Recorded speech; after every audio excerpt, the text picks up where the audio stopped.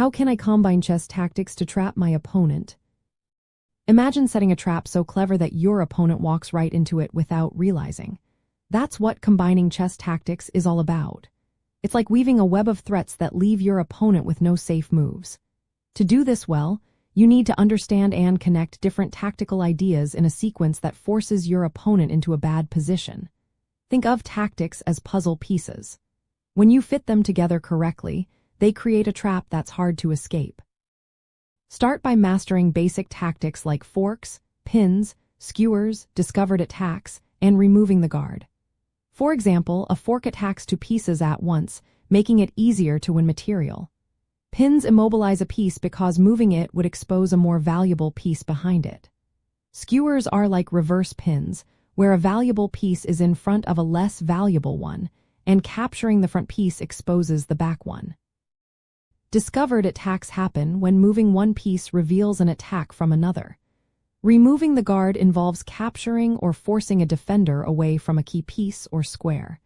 Knowing these ideas inside out helps you see how they can work together. Next, look for forcing moves like checks, captures, or threats. These moves limit your opponent's options and set the stage for your combination. For example, a check can force your opponent to respond in a specific way, opening up opportunities for a follow-up tactic. Sometimes, inserting an unexpected move called a Zwischenzug, or in-between move, can turn the tide. It might be a check or a threat that makes your opponent react in a way that benefits you. Creating multiple threats at once is another powerful idea. For instance, a move that simultaneously attacks two pieces or threatens checkmate and material gain puts your opponent in a tough spot. Combining tactics like a fork with a pin can trap a piece that might otherwise escape. Using long-range pieces like rooks, bishops, and queens to attack through other pieces, called X-ray attacks, can also help set up traps. These attacks can be combined with pins or skewers to trap pieces behind the lines of attack.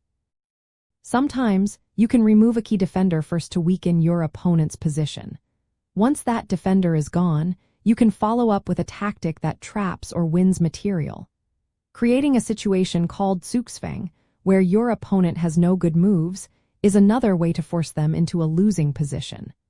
By carefully planning a sequence of moves that limit their options, you can make them walk into your trap. For example, you might start by capturing a defender, then move a piece to reveal a discovered attack. Next, you could deliver a fork that attacks two valuable pieces at once. Each move in this chain is designed to limit your opponent's responses and make their position worse. The key is to visualize the entire sequence before making the first move. Practice helps you see these combinations more naturally, so you can set traps quickly and confidently.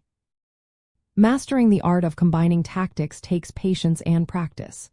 It's about seeing the big picture and understanding how each move influences the next.